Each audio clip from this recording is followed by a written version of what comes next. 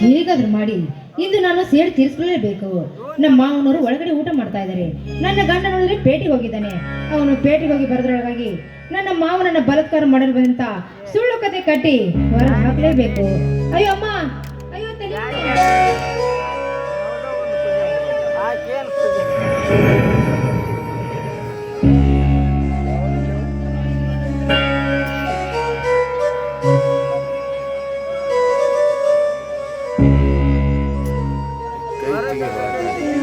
ಹಾ, ಇದೇನು ಏನಾಯ್ತಮ್ಮ? ರಾಧ, ಮೈಯಲ್ಲಿ ಹುಷಾರಿಲ್ಲವೇ?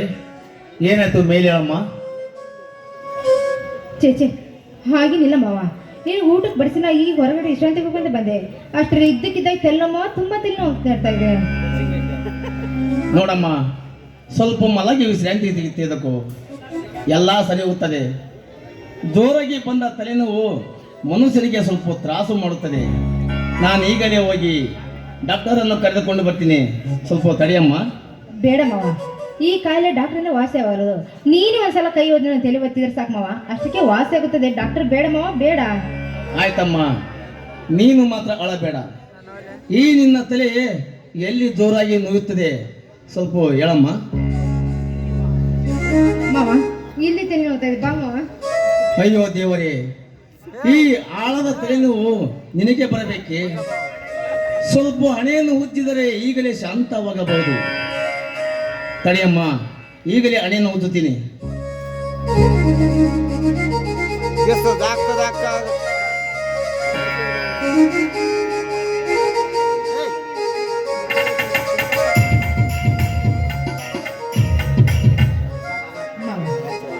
ಏನಿನ ಕೈ ಪರ್ಸಿಂದ ಓದ್ತಾ ಇದ್ರೆ ನನ್ನ ನೋವೆಲ್ಲ ಮಾಯ ಆಗ್ತಾ ಇದೆ ಮಾವ.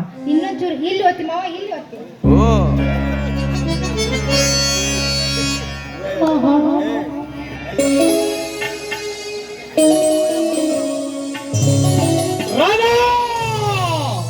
ಇದು ಎಂತ ಹೇಯ ದೃಶ್ಯ ನಾನು ಕಾಣುತ್ತಿರುವುದು. ಹಣ ನೀನಿಂತ ಸ್ವಾಮಿ, ನೀವು ಬರೋದು ಸ್ವಲ್ಪ ತಡವಾಗಿದ್ರೆ ಈ ನಿಮ್ಮ ನಾನು ನನ್ನ ಬಲಾತ್ಕಾರ ಮಾಡ್ತಾ ಇದ್ದೆ. ಸ್ವಾಮಿ, ಬಲಾತ್ಕಾರ ಮಾಡ್ತಾ ಇದ್ದ. ನಿಜ ಹೇಳೋ ಈಗ ನಡೆದ ಕಾರಣವನ್ನು.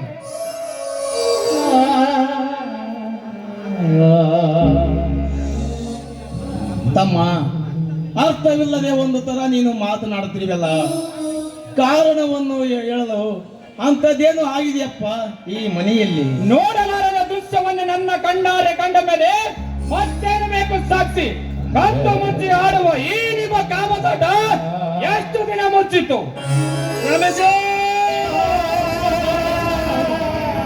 ನೀವು ಮನೆಯಲ್ಲಿದ್ದಾಗ ಆಗಾಗ ಬಂದು ಬೇಡ್ತಾನೆ ಇದ್ರು. ನಾನೇ ನಿಮ್ ಮುಂದೆ ಹೇಳಿದ್ರೆ ಎಲ್ಲಿ ಅಣ್ಣ ತಮ್ಮನಿಗೆ ಬೆಂಕಿ ಅಂತ ನಾನೇ ಹೇಳಿಲ್ರಿ. ನಾನು ನಿಜ ಹೇಳಿ ಈಗ ನಡೆದ ಸತ್ಯ ಸಂಗತಿಯನ್ನು. ಹೌದು, ಅದಲ್ಲದೆ ಬಾರಮ್ಮ ಇಲ್ಲಿ ನಿನ್ನ ಜೊತೆ ಸ್ವಲ್ಪ ಮಾತಾಡಬೇಕಂದ್ರು. ಯಾಕೆ ಮಾವ ಅಂತ ಕೇಳಿ, ಈ ಬಾಟ್ಲಿ ಔಷಧಿ ಇದನ್ನ ತೆಗೆದುಕೊಂಡು ಕುಡಿಯಮ್ಮ, ನೀನು ಮಕ್ಕಳಾಗ್ತೇವೆ ಅಂದ್ರು. ರೀ, ನನಗೂ ಮಕ್ಕಳಂದ್ರೆ ಮನಪ ಅಲ್ವೇ, ಅದಕ್ಕೆ ಔಷಧಿನ ಕುಡಿದೆ. ಸ್ವಲ್ಪ ಮೋರ್ಚುಗೆ ಬಿದ್ದ ನಂತರ ಆಮೇಲೆ ನೋಡ್ತೀನಿ ಮಣ್ಣನ್ನ ಹತ್ರ. ರಾಧಾ, ಇದನ್ನು ಏನು ಹೇಳ್ತಾ ಇದ್ದೀಯಮ್ಮ? ಅದು ನಾನಂತ ವಲಸೆ ಕೆಲಸ ಮಾಡಿಲ್ಲ ಅಂತ ಸುಳ್ಳು ಹೇಳುವೆ ಏನು? ನೋಡಲಾರದ ದೃಶ್ಯವನ್ನೇ ನನ್ನ ಕಣ್ಣಾರೆ ಕಂಡ ಮೇಲೆ ಮತ್ತೇನು ಬೇಕು ಸಾಕ್ಷಿ? ಕದ್ದು ಮುಚ್ಚಿ ಆಡುವ ಈ ನಿಮ್ಮ ಕಾಮದಾಟ ಎಷ್ಟು ದಿನ ಮುಚ್ಚಿತ್ತು?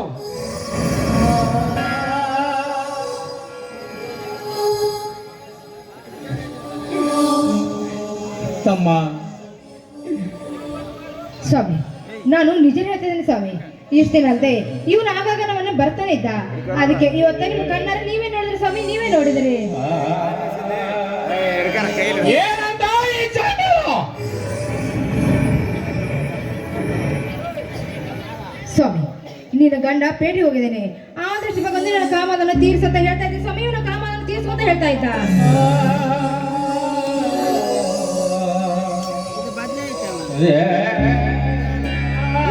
ರಾಧಾ, ರಾಧಾ, ಇದೆಂತ ಅದ್ಭುತವಾದ ಕಥೆಯನ್ನು ರಚಿಸಿ ನಿರ್ಮಿಸಿದೆಯಮ್ಮ ನೀನು.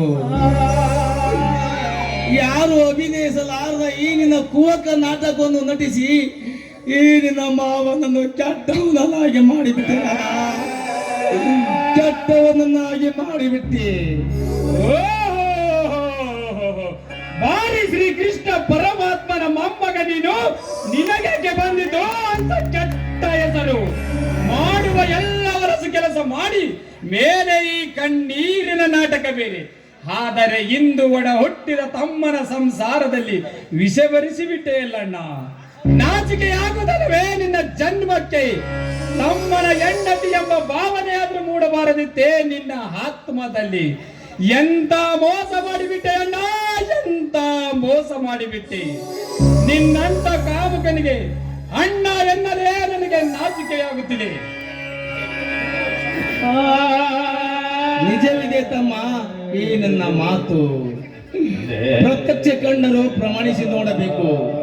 ಆದರೆ ಕದ್ದು ಮುಚ್ಚಿ ಹಾಲು ಕುಡಿಯುವ ಬೆಕ್ಕನ್ನು ಮನೆಯ ಒಡೆಯನನ್ನು ನೋಡಿ ನಿಂತಾಗ ಹಾಲು ಕುಡಿಯುವ ಬೆಕ್ಕು ಸಾಕಿದ ಬೆಕ್ಕು ಆದರೆ ಅದು ಅಲ್ಲೇ ನಿಲ್ಲುತ್ತದೆ.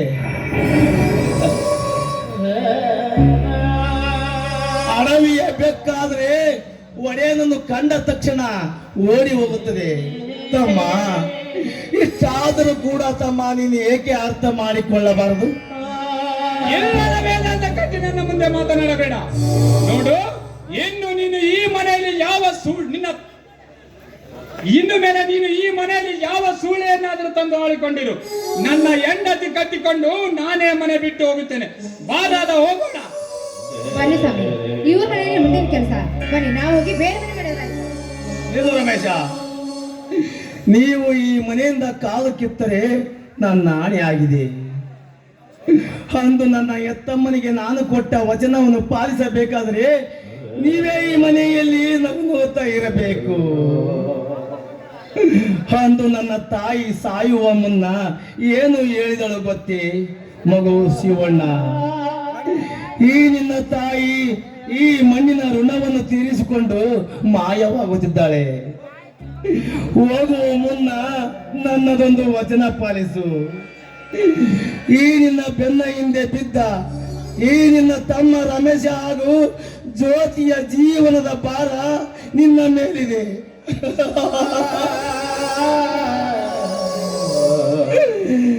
ಏನು ಅರಿಯದ ಆ ಕಂದಮ್ಮಗಳು ನಿನಗೆ ಭಾರವಾದವೆಂದು ನೀನು ನಡುವೆ ಕೈ ಬಿಡಬೇಡಪ್ಪ. ಇದು ನಿನ್ನ ಎತ್ತಮ್ಮನ ಹಾನಿ ಆಗಿದೆ ಎಂದು ಪ್ರಾಣ ಬಿಟ್ಟಳಪ್ಪ ಆ ನನ್ನ ತಾಯಿ. ಆದರೆ ಎಂದು ನಾನು ವಚನ ಭ್ರಷ್ಟನಾಗಿ ಬಿಟ್ಟೆ ತಮ್ಮ, ವಚನ ಭ್ರಷ್ಟನಾಗಿ ಬಿಟ್ಟೆ.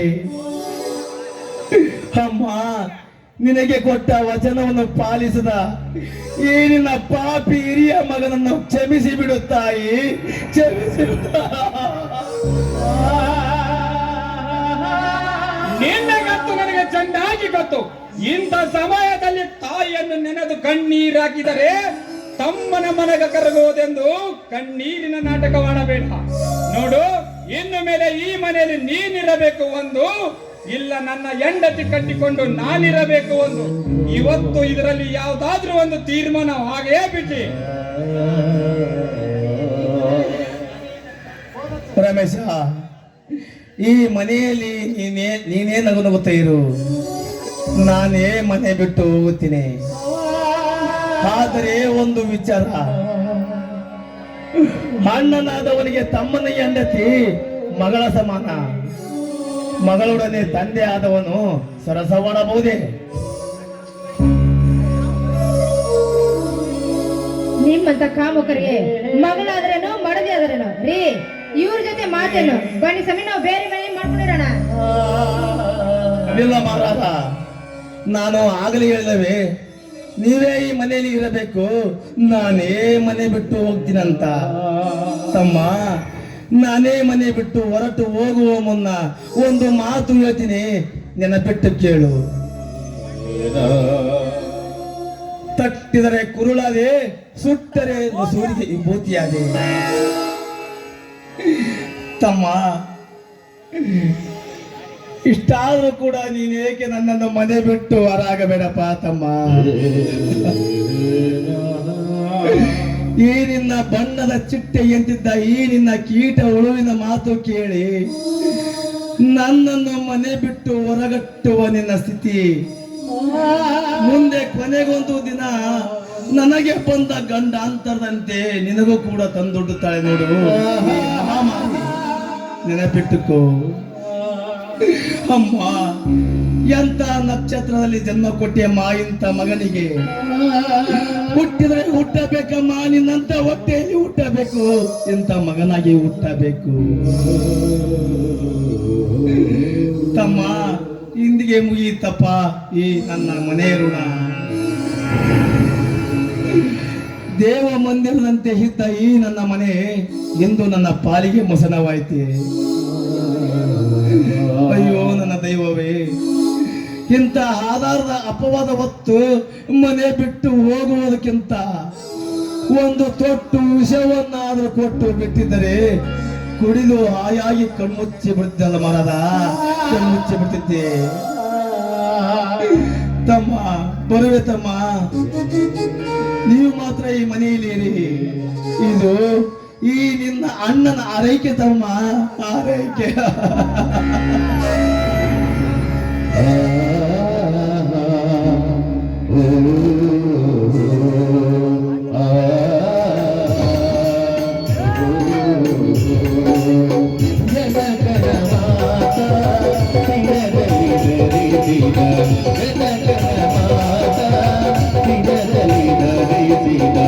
ಅನುಪಮ ರಘುರಾಮ